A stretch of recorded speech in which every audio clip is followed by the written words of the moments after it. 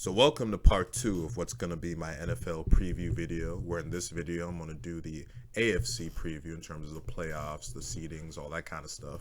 In part one, I did the NFC, ranking all of those teams, who's going to finish first in the division, who's going to make the playoffs, all that kind of stuff. And then here I'm going to do the AFC.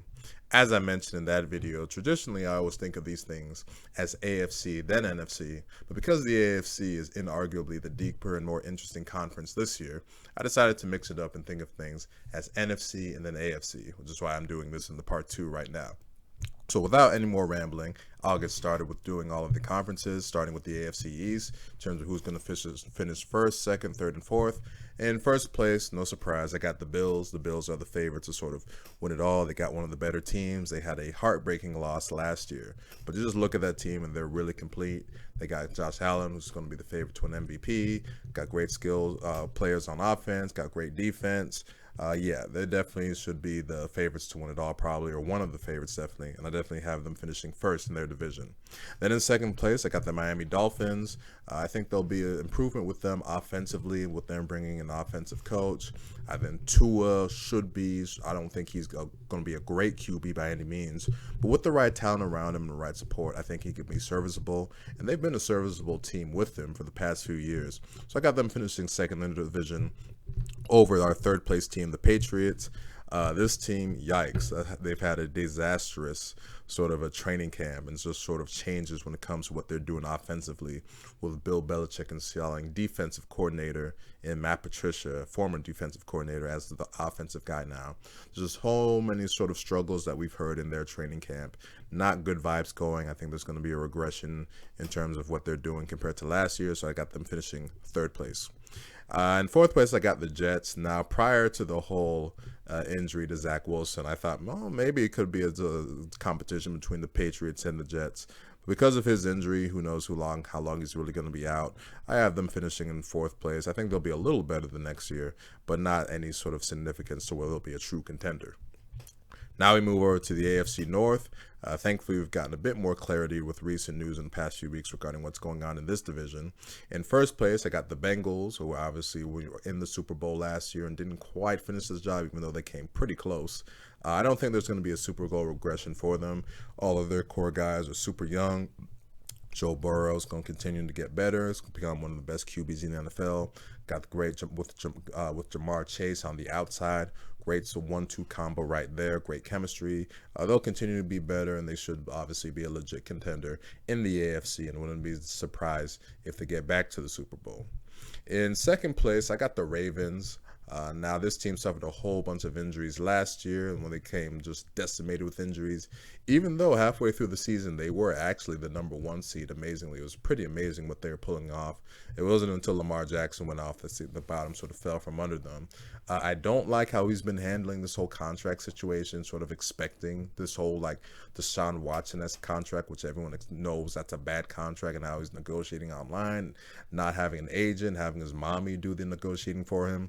Not good stuff, but even so, he's still, really good QB. They got great coaching, great culture. I think they'll be second place. Third place, I got the Steelers. It's still sort of undecided at this point who's going to go and sort of starting QB between Kenny Pickett and Mitch Trubisky. Whoever it is, I do think they stand. If Trubisky starts most of the season, I think they have the better chance of having a better record, just because he's got that kind of experience. But either way, I have them finishing third place. Tomlin hasn't had a season where he's gone under 500. I don't think that's a guarantee this year by any means, but they got the right infrastructure and defense to where I think they'll, be serviceable. Legit contender, God no. But I got them third place in their division. And then in fourth place, I got the Browns. This was the major clarity I was talking about with the Deshaun Watson news of him him being out for 11 games now. And with that clarity, that gives me all the clarity to put them fourth in their division. What's the name for Jacoby Brissett, who's going to be their QB for those 11 games that he's out? He's serviceable as a backup if he's got to fill in for maybe, a couple games, maybe 3-4 at most. But if he's going to be starting the majority of the season, he's shown in the past that he's just not really a good QB. In terms of starting for that long. So I got them finishing in fourth place. I mean, they've got a roster that's really good. but with no sort of real sort of serviceable QB for most of the season, it'll be a lost year for them. Then the AFC South, which this division is always just like so uninteresting and just blah. And I think that'll continue to be the same place this year, where I don't think there's a legit contender. Now, the Colts are the trendy pick to finish first in this division, but I'm still going to go with the Titans. I think the Titans, they pulled miracles last year. Somehow they were the number one seed with Derrick Henry missing most of the season. Assuming that he's healthy and plays the majority of the season, he's still the top 10 player in the NFL, the best running back when he's healthy and doing his thing. If he stays healthy, I got them finishing first in their division. I think they'll pull off the same kind of stuff as last year, which isn't really saying much because I don't think this is a great division. In second place, I got the Colts, who I think will be a solid team. They've gone to Matt Ryan now. I just don't think outside of the running back Taylor, they just don't have great, players on the outside to be really dynamic or interesting, or to be a real contender. I think they'll be serviceable contender to make the playoffs in terms of wild card. But in terms of being like a legit contender or winning this division, I got them finishing second place. Third place, I got the Jaguars. Disastrous season last year with Urban Meyer. They got rid of him, brought in Doug Peterson, who should be able to bring sort of a better culture and being more improvements, be a serviceable head coach. And hopefully Trevor Lawrence can be better than he was last year, which I think he will. They was just dealing with a whole bunch of stuff last year. And Lawrence has got so much talent that he showed in college that they'll definitely continue to get better with having gotten that rookie year out from under him. Then I got the Texans in fourth place. Not much going on here. The less said, the better. They will not be good. Now we move over to the creme de la creme of divisions, the AFC West. My goodness, this is going to be probably, you look at this lineup, it's one of the best divisions probably ever. I mean, there's just been so many hype, so much all-stars moving into this division, so many trades. It's just like, whoa. Now this is going to be interesting. In first place, I got the LA Chargers. They got Justin Herbert, who is everyone's favorite new QB now. The way he flings that football, just his demeanor, just what he's been able to do his first 2 years. It's just been a really great QB. I think they'll continue that momentum in terms of putting up great numbers offensively. They were not a good defense last year, but they were able to add some additions to make their defense better, mainly Khalil Mack. I think there'll be improvements on that end.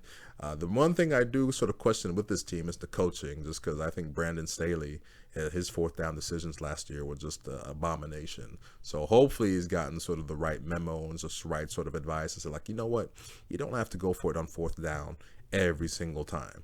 So with that and all this sort of stuff, great momentum they've got going on. They just barely missed the playoffs last year, but I think they'll definitely, for my pick anyway, to be the number one seed. I don't think anything's definite in this division with how loaded these rosters are.